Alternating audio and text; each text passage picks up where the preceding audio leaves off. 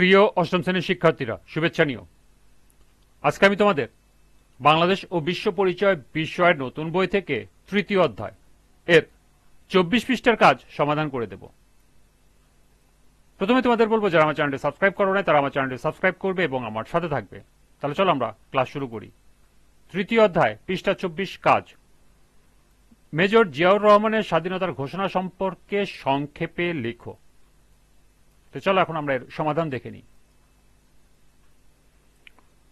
এর সমাধান হবে 26শে মার্চ স্বাধীনতার ঘোষণা ছিল মুক্তিযুদ্ধের ইতিহাসে অত্যন্ত তাৎপর্যপূর্ণ ঘটনা। 25 মার্চ মধ্যরাতে নিরস্ত জনগণের উপর পাকিস্তানি হানাদার বাহিনীর হামলায় বেঘরে প্রাণ হারান অসংখ্য মানুষ। 25 মার্চ রাতে পাকিস্তানি সামরিক বাহিনীতে পরিচালিত অপারেশন সার্চলাইটের পর রাজনৈতিক সংকট ও নেতৃত্ব শূন্য অবস্থায় চলছিল।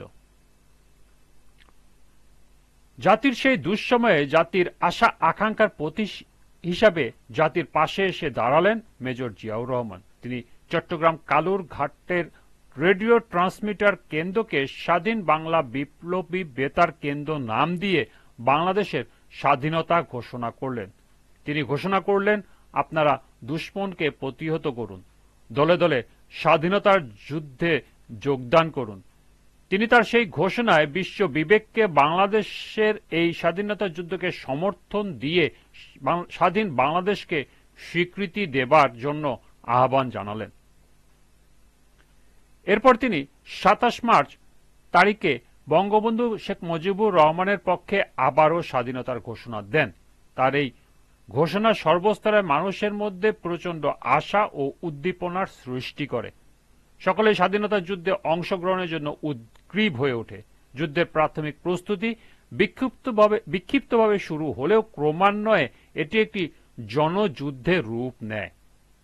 এদেশের সর্বস্তরের মানুষ, কৃষক, শ্রমিক, ছাত্র, যুবকদের সঙ্গে সেনাবাহিনী, ইপিআর, পুলিশ, আনসারে কর্মরত বাঙালিরা এ যুদ্ধে অংশ নেয়।